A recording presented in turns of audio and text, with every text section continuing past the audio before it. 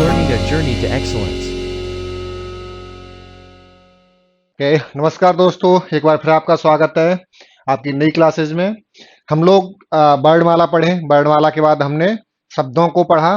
शब्दों में हमने उत्पत्ति के आधार पर शब्द पढ़ लिए थे। उत्पत्ति के आधार पर शब्द हमारे 5 प्रकार के होते हैं: तत्सम, तद्भव, देशज, विदेशज और संकर शब्द। ठीक है, इसी कड़ी को आगे बढ़ाते हुए हम नई क्लासेज में आपको नए टॉपिक के साथ आए हैं। हमारा शब्द का भेद अगला हम पढ़ेंगे व्युत्पत्ति के आधार पर शब्द। व्युत्पत्ति के आधार पर शब्द किसके आधार पर? व्युत्पत्ति के आधार पर शब्द। इसके और एक दो नाम से इसको जाना जाता है: संरचना, बनावट या रचना। संरचना, बनावट या रचना के आधार पर। आधार पर शब्द यानी व्युत्पत्ति, संरचना, बनावट या रचना के आधार पर शब्द कितने प्रकार के होते हैं। यहां हमारे शब्द कितने प्रकार के होते हैं? 3 प्रकार के होते हैं। पहला होता है हमारा रूढ़ शब्द, दूसरा होता है यौगिक शब्द, अगला हमारा होता है योग रूढ़ शब्द। यानी व्युत्पत्ति, संरचना, बनावट, रचना, इसके आधार पर हमारे शब्द कितने प्रकार के होते हैं? 3 प्रकार के होते हैं। ठीक है, इन तीनों को हम पढ़ेंगे। इनको पहचानने का तरीका कैसे बनते हैं, इनकी पहचान क्या होती है, इन सबको हमको एक एक करके देखना है और इनको सीखना है। तो हमारा सबसे पहला होता है रूढ़ शब्द। पहला हमारा क्या है? रूढ़ शब्द।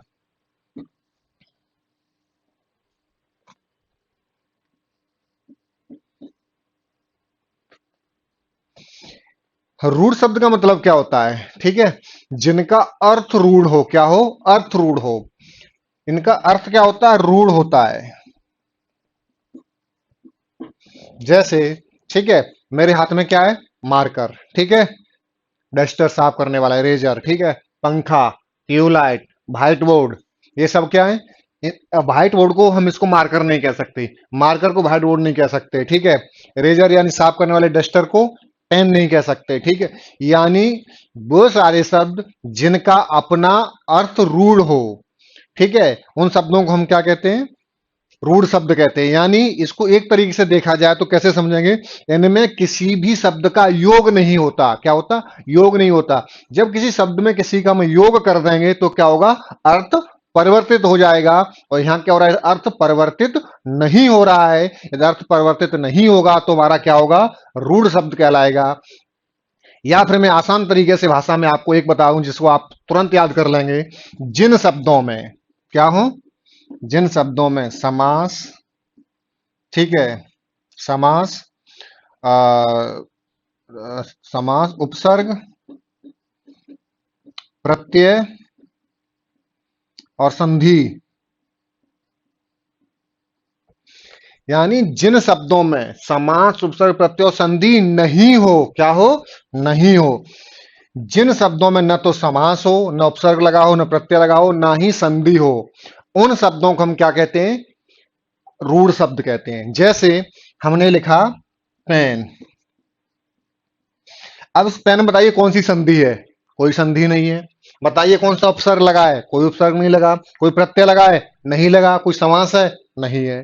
ठीक है, ऐसे ही आपसे कहा गया कोई अन्य शब्द आपने लिया। ठीक है, आपने लिया पंखा। ठीक है, क्या लिया आपने? पंखा। बताइए, आपने ली मेज। ठीक है, इसमें कोई उपसर्ग, प्रत्यय, समास, संधि कुछ है?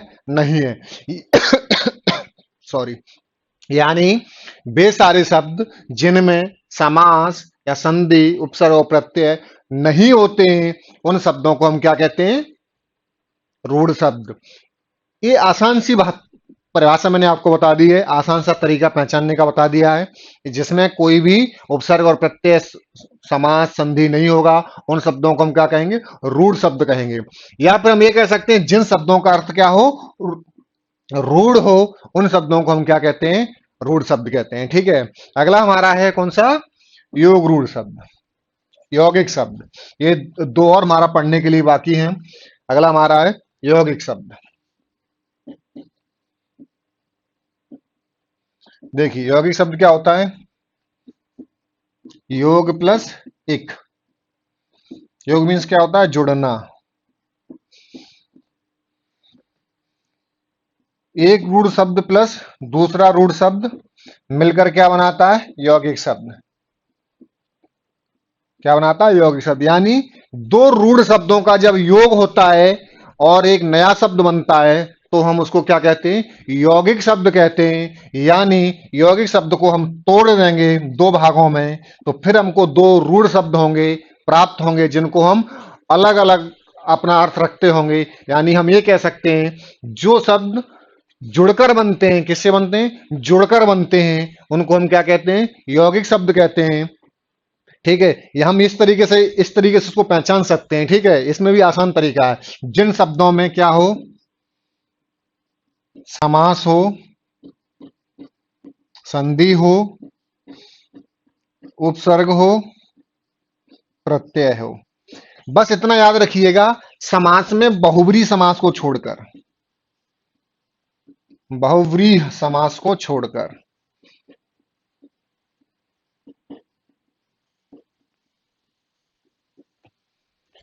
समास समास के छह भेद होते हैं। ठीक है, एक भेद होता है बहुब्रीहि समास, बाकी अव्ययीभाव, कर्मधारय समास, द्वंद्व समास, द्विगु समास, ये सब समासों का हिस्सा रहेगा।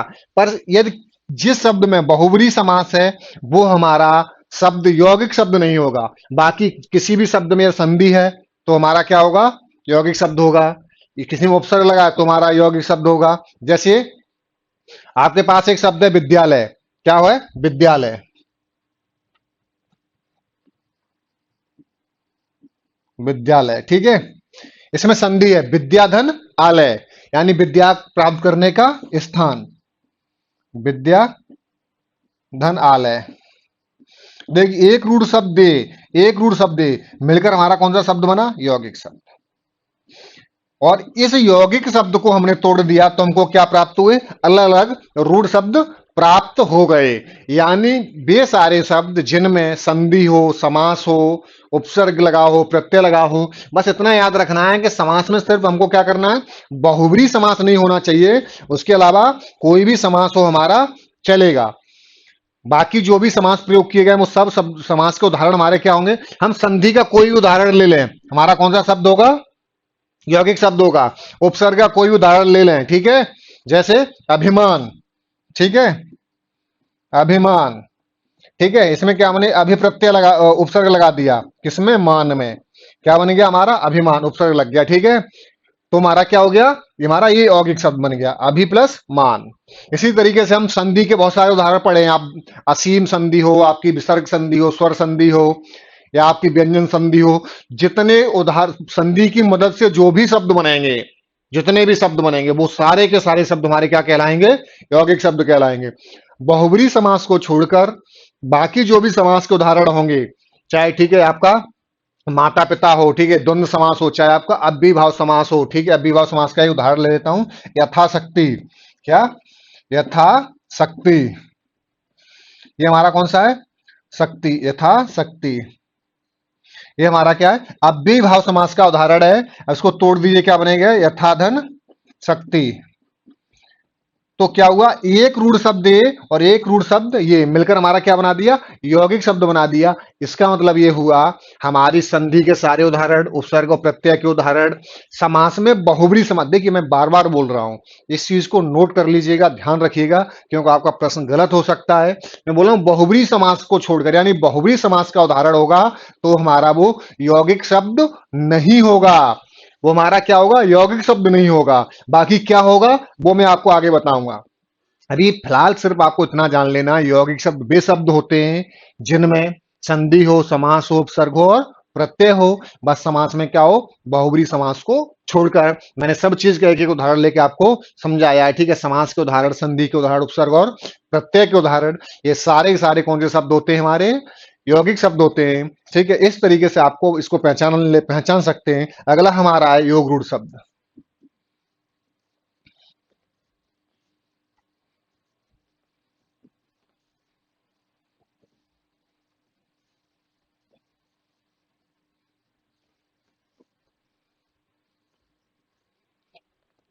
अगला है हमारा योग रूढ़ शब्द।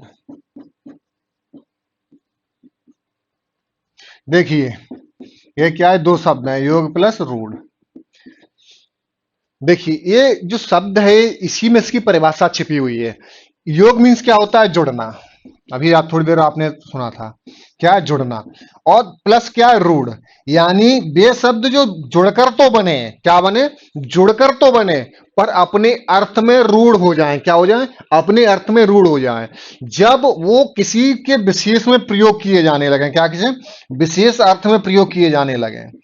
विशेष अर्थ में जब प्रयोग किए जाएंगे और उनका अर्थ क्या हो जाएगा, रूढ़ हो जाएगा अपने आप में, तो उनका क्या, कौन सा शब्द कहलाएंगे, वो योग रूढ़ शब्द कहलाएंगे। जैसे, ठीक है, एक शब्द होता है गजानन, ठीक है, इसको हम तोड़ेंगे तो बनेगा गज प्लस आनन। क्या बनेगा, गज प्लस आनन। देखिए ये शब्द तो मिलकर बना है, मैंने क्या कहता है, योग। योग तो हुआ है इसमें गज प्लस आनन। गज मीन्स होता है हमारा हाथी, क्या होता है, हाथी। और आनन मीन्स होता है चेहरा या मुख, चेहरा या मुख। अब देखिए, चेहरा या मुख, हाथी का चेहरा या मुख। अब कभी भी जैसे आप गजानन कहते हैं तो आपको हाथी का चेहरा याद नहीं आता, आपको क्या याद आता है, इस दोनों को मिलाकर आपको याद आते हैं गणेश जी। क्या आते हैं, गणेश जी याद आते हैं। और गणेश जी का देखिए क्या, मैंने कहा योग तो होगा, जुड़ेगा तो पर क्या हो जाएगा, रूढ़ हो जाएगा। क्या हो जाएगा, रूढ़ हो जाएगा। रूढ़ किसमें हो गया, अपने अर्थ में रूढ़ हो गया। जैसे ही हमने गजानन कहा, ठीक है, तो हमारा क्या हो गया, अर्थ में रूढ़ हो गया। इसी तरीके से बहुत सारे उदाहरण आप देख सकते हैं, ठीक है। जैसे आपने दशानन कहा, ठीक है, आपने कहा लंबोदर। क्या है, लंबोदर, लंबोदर। यानी इसका अर्थ होता है लंबा प्लस उदर। उदर मीन्स क्या होता है, पेट, और लंबा मीन्स हाइट यानी ऊंचाई। दो शब्दों से तो मिलकर बना, पर आपने किसको याद कर लिया, गणेश जी को। किसको याद कर लिया, गणेश जी को। शब्द तो दो हो गए, योग तो हुआ, पर अर्थ में क्या हो गए, रूढ़ हो गए। अब देखिए मेरी बात पुरानी याद करिए, जहां मैंने कहा था बहुब्री समास को छोड़कर, यानी अब जो हमारा योग रूढ़ शब्द होंगे, ये सारे के सारे उदाहरण किसके होंगे, बहुब्री समास के होंगे। क्या होंगे, बहुब्री समास के। हमारे योग रूढ़ शब्द के जो भी उदाहरण बनेंगे, यानी योग रूढ़ शब्द क्या होंगे, हमारे बहुब्री समास के उदाहरण होंगे।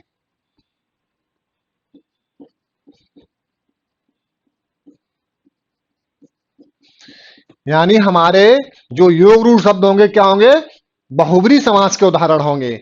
बहुब्री समास के जो भी उदाहरण आपके सामने आते हैं तो वो क्या होंगे, हमारे योग रूढ़ शब्द होंगे। अब आपको एक चीज और बता दूं, बहुत आसान तरीके से। अब आप कहेंगे सर बहुब्री समास हम उदाहरण कहां से लेके आएंगे, कैसे याद करेंगे, तो आप एक चीज जान लीजिए, देवी देवताओं के जितने भी पर्यायवाची हैं, क्या है, देवी देवताओं के जितने भी पर्यायवाची हैं वो सब क्या है, बहुब्री समास के उदाहरण हैं। देवी देवताओं के अधिकांश पर्यायवाची, देवी देवताओं के, देवती देवताओं के अधिकांश पर्यायवाची क्या है, बहुब्री समास के उदाहरण हैं। आप पार्वती के पर्यायवाची याद कर लीजिए, आप गणेश के याद कर लीजिए, आप शिव जी के याद कर लीजिए, या विष्णु के याद कर लीजिए। आप जितने भी देवी देवता आपके समाज में प्रचलित हैं, उनके जो भी पर्यायवाची होंगे वो सारे के सारे अधिकांश हमारे क्या होंगे, बहुब्री समास के उदाहरण होते हैं। इसीलिए इनको हम क्या कहते हैं, योग रूढ़ शब्द कहते हैं। क्या होते हैं, योग रूढ़ शब्द कहते हैं। ठीक है, चलिए ये हमारा क्या था, उत्पत्ति, व्युत्पत्ति और संरचना, बनावट और रचना के आधार पर हमने तीन शब्दों को पढ़ा था, रूढ़ शब्द, यौगिक शब्द और योग रूढ़ शब्द। तीनों को हमने विस्तार से पढ़ा। अब अगला हमारा प्रकार पे हम चलते हैं।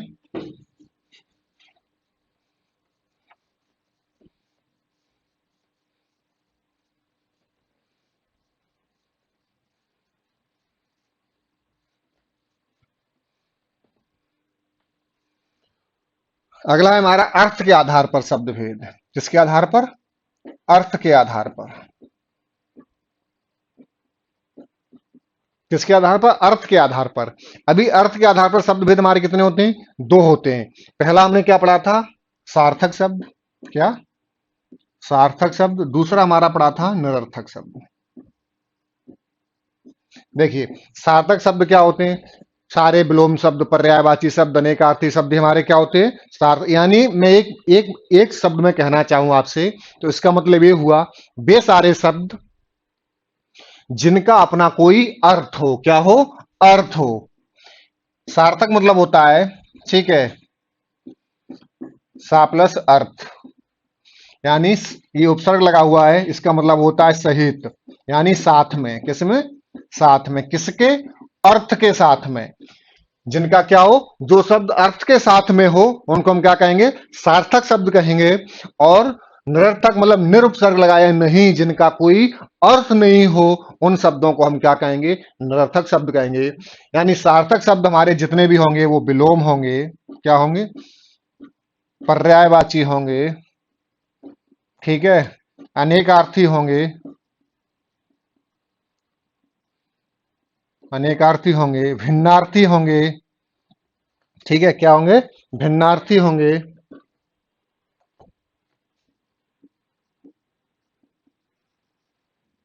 जैसे आपसे पूछा गया, ठीक है, आकाश, आकाश का विलोम क्या है? पाताल, ठीक है। यानी जिनका विलोम होगा उनका अपना अर्थ होगा, ठीक है। जैसे आपसे अश्व का पर्यायवाची पूछे गए, किसके? अश्व के, तो आपने लिख दिया घोड़ा, धावक, जो भी आपको पते थे आपने सारे पर्यायवाची दिए। आपसे पूछा गया पंकज, सरोज, जलज, आपको जितने भी पानी के पर्यायवाची पता था आपने लिख दिए। इनका क्या? सबका अपना अर्थ है, ठीक है। अनेकार्थी यानी एक शब्द के बहुत अर्थ हों, जैसे गौ का, जैसे अंक का, जो भी बहुत सारे अर्थ देंगे उनको अभी क्या कहेंगे? हम अनेकार्थी, यानी जिसका कोई अपना अर्थ हो। और कुछ होते हैं भिन्नार्थी, ठीक है, अलग अलग अर्थ रखते हैं, एक शब्द के कई अर्थों में प्रयोग किए जाते हैं। इन सारे शब्दों को हम क्या कहते हैं? अनेक सार्थक शब्द कहते हैं। ये मेरा पढ़ाना बहुत इंपॉर्टेंट नहीं है, मैं जो आपको बताने जा रहा हूं वो है निरर्थक शब्द, क्योंकि ये पढ़ना आपके लिए बहुत जरूरी है, क्योंकि ये कंट्राडिक्टरी चीजें हैं। क्यों? जब मैंने आपको याद करिए, जब शब्द पढ़ाना शुरू किया था तो मैंने क्या कहा था? वर्डों के सार्थक योग से जो शब्द बनता है उसको हम शब्द कहते हैं, ठीक है। यानी वर्डों का सार्थक योग। अब भाई वर्डों का योग हुआ, सार्थक हुआ, तभी तो शब्द बनेगा। और जब वर्डों का योग हुआ और सार्थक ही नहीं हुआ तो उसको शब्द कहां से कहेंगे? और हम एक प्रकार पढ़ रहे हैं शब्द, ठीक है। अब देखिए इसको निरर्थक शब्द क्यों कहा जाता है, मैं आज आपको बता दे रहा हूं। इस शब्द ऐसा कोई नहीं जिसका जो कोई निरर्थक हो। यदि शब्द है तो उसका कोई ना कोई अर्थ होगा, या तो वो रूढ़ होगा, यौगिक होगा, या योग रूढ़ होगा। नहीं होगा तो उसका कोई पर्यायवाची होगा, तत्सम होगा, तद्भव होगा, संकर शब्द होगा, यानी उसका कोई ना कोई अपना अर्थ होगा। परंतु निरर्थक भी होते हैं, वो प्रयोग के आधार पर निरर्थक होते हैं। क्या होते हैं? प्रयोग के आधार पर। निरर्थक शब्द भी होते हैं, पर किस पे होते हैं? प्रयोग के आधार पर निरर्थक होते हैं। हमने कोई वाक्य प्रयोग किया, हमने कोई शब्द प्रयोग किया, और उसमें कोई एक ऐसा शब्द आ गया कि जिसका कोई अर्थ नहीं था और हमने उसको उसमें प्रयोग कर दिया। जैसे हम एक एग्जांपल से आप समझिए, आप मेरे घर आए, ठीक है, मेरे घर मेरा कोई मित्र आया, मैं वो आके मिला, मुझसे बैठ के बातचीत किया, ठीक है, और 5-7 मिनट बाद 10 मिनट वो कहता है ठीक है भैया मैं घर जा रहा हूं, तो मैं उससे बोलता हूं रुको 5 मिनट, चाय वाय पी के जाना। रुको 5 मिनट, 5 मिनट, चाय बाय पीकर जाना, पीकर जाना। अब देखिए इस वाक्य को ठीक से देखिए, रुको 5 मिनट, चाय बाय पीकर जाना, ठीक है। रुको को मतलब हो गया ठहरना, 5 मिनट आपका समय हो गया, चाय कोई तरल पदार्थ हो गया जिसको आप पिएंगे, ठीक है। बाय बताइए क्या होता है? पीकर क्या हो गया? पीना, ठीक है। ये हमारा क्रिया हो गई, जाना हमारी क्रिया हो गई। ये बाय क्या है? इस वाक्य में इस बाय का क्या अर्थ है? कोई अर्थ नहीं है। यही हमारा शब्द क्या होगा? निरर्थक शब्द होगा। क्या होगा? निरर्थक शब्द होगा। इस वाक्य को हम ऐसे भी बोल सकते थे, रुको 5 मिनट चाय पीकर जाना, रुको 5 मिनट चाय पीकर जाना। अब चाय बाय का हमारा कोई अर्थ नहीं निकला। जैसे और एग्जाम्पल से समझिए, मैंने कहा ठीक है, मुझे खाना बनाना था, मेरा मित्र वेट कर रहा था, ठीक है। मैंने पूछा कि यार तुम क्या खाओगे, तो उसने कहा खाना वाना बना लो। चलो खाना वाना बनाते हैं। क्या? खाना वाना बना लो, खाना वाना। अब ये खाना तो ठीक है, खाना मतलब भोजन हो गया आपका, भोजन आप बना लो। ये बाना क्या है? ठीक है। जैसे एक एग्जांपल से और समझिए, आपको सारी चीजें समझ में आ जाएंगी। ये बाना का ये शब्द, इसको स्वतंत्र रूप से प्रयोग किया जाए तो वो नहीं है निरर्थक। ये जो बाय लिखा हुआ है, ये इसको हम स्वतंत्र रूप से प्रयोग करें तो इसका ये निरर्थक नहीं है। बाय आप याद करते हो, जैसे आपके बच्चे, आप जब स्कूल जाते हैं तो आपसे टाटा बाय बाय करके जाते हैं, वहां का बाय का मतलब होता है विदा लेना। पर इस वाक्य में ये निरर्थक है। मैंने ध्यान से रखिए, कोई भी शब्द निरर्थक नहीं होता, बस प्रयोग के आधार पर क्या हो जाता है, निरर्थक हो जाता है। इसी तरीके से आप बहुत दिन बाद अपने घर गए, क्या गए, बहुत दिन बाद घर गए, पता पड़ी आपकी माताजी आपका वेट कर रही थी बेसब्री से। आप उन्होंने आपको भोजन वोजन कराया, उसके बाद पूछा, बेटा पढ़ाई वढ़ाई कैसी चल रही, क्या पढ़ाई वढ़ाई कैसी चल रही है, पढ़ाई वढ़ाई कैसी चल रही है, चल रही है। भाई साहब पढ़ाई तो समझ में आ रहा है, ठीक चल रही है, ये पढ़ाई कैसी चल रही है बताइए जरा। ये हमारा क्या हो गया, इसका कोई अर्थ ही नहीं है इस वाक्य में। इस वाक्य में इसका कोई भी अर्थ नहीं है, इसलिए ये वाक्य के आधार पर इस वाला ये वाले शब्द को हम क्या कहेंगे, निरर्थक शब्द कहेंगे। क्या कहेंगे, इस वाक्य के आधार पर ये शब्द हमारा क्या कहलाएगा, निरर्थक शब्द कहलाएगा। वाक्य के आधार पर निरर्थक शब्द कहलाएगा। बाकी ये हमारा यदि स्वतंत्र रूप से प्रयोग किया जाता है या किसी अन्य वाक्य में प्रयोग किया जाता है तो ये निरर्थक शब्द नहीं होगा, परंतु इस वाक्य में क्या है, निरर्थक शब्द है। इस तरीके से सार्थक शब्द आप जानते थे, निरर्थक शब्द मैंने आपको बता दिया। इस तरीके से आपने इन दोनों चीजों को बेहतर से ठीक से समझ लिया होगा। ठीक है, अब हम अपने अगले प्रकार पर चलते हैं।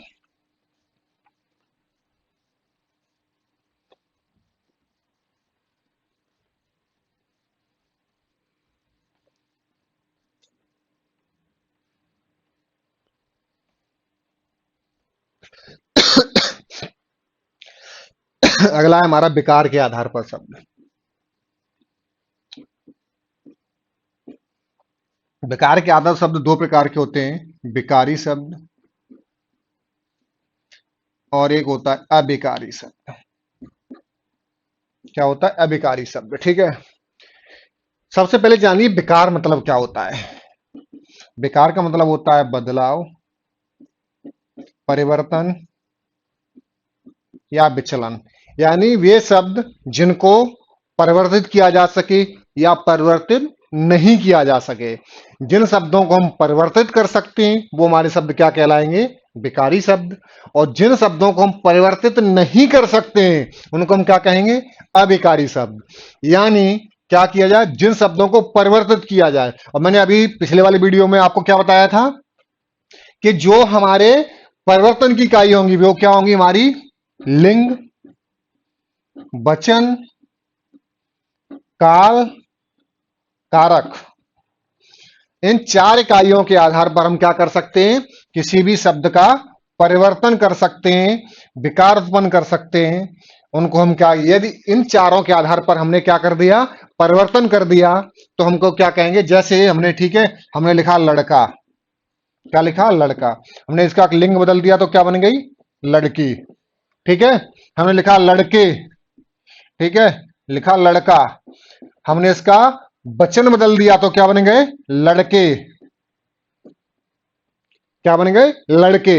यानी जिनमें इनमें से किसी भी एक इकाई का के आधार पर यदि हम उसको परिवर्तित कर दें, यदि वो रूप परिवर्तन हो गया, उस शब्द में बदलाव आ गया, तो उन शब्द को हम क्या कहेंगे, विकारी शब्द। ठीक है, और विकारी शब्द की संख्या कितनी होती है, चार होती है। विकारी शब्द की संख्या कितनी चार होती है, चार। पहला होता है संज्ञा, दूसरा होता है सर्वनाम, ठीक है, तीसरा होता है हमारा क्रिया, अगला होता है हमारा विशेषण।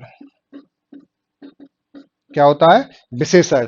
यानी वे सारे शब्द जिनमें लिंग, वचन, काल और कारक के आधार पर परिवर्तन किया जा सके उन शब्दों को हम क्या कहते हैं, विकारी शब्द कहते हैं। और विकारी शब्दों की संख्या कितनी होती है, चार। ठीक है, अब हमारा अगला है अविकारी शब्द। क्या है, अविकारी शब्द।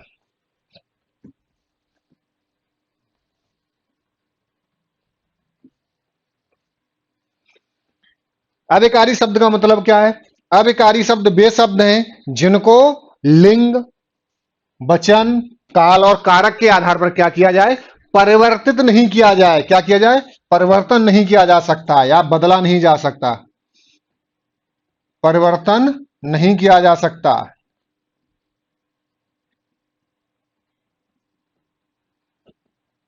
क्या किया जा सकता, परिवर्तन नहीं किया जा सकता है। उन शब्दों को हम क्या कहेंगे, अभिकारी शब्द। ठीक है, क्या कहेंगे, अभिकारी शब्द। और अभिकारी शब्द की संख्या कितनी होती है, 4 होती है। हालांकि इसमें एक और जुड़ गया, 5 हो गए। पहला हमारा होता है क्रिया विशेषण,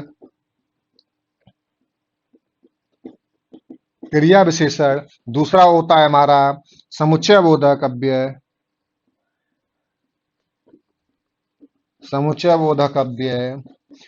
ठीक है, अगला है हमारा संबंध बोधक अव्यय, संबंध बोधक अव्यय।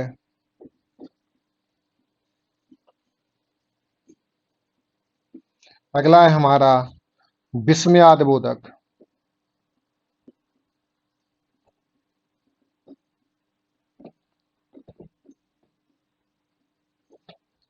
इसमें एक नया और आप इसमें पढ़ेंगे निपात। क्या पढ़ेंगे, निपात। यानी ये हमारी संख्या इनकी 5 हो गई है, पर हमको इनकी संख्या के रूप में जानना है 4 को। ठीक है, यानी अभिकारी शब्दों की संख्या कितनी होती है, 4। हमारा क्रिया विशेषण, समुच्चय बोधक और संबंध बोधक, विस्मयाद बोधक और निपात, इनको हम क्या पढ़ेंगे, अभिकारी शब्द। यानी विकारी शब्द की संख्या कितनी हुई, 4। अभिकारी शब्द की कितनी संख्या हुई, 4। इसमें एक और ऐड हो गया, 5। यानी अब हमको आज जो हमारा अगला टॉपिक बनेगा वो कहां से पढ़ेंगे, विकारी शब्द से पढ़ना शुरू करेंगे।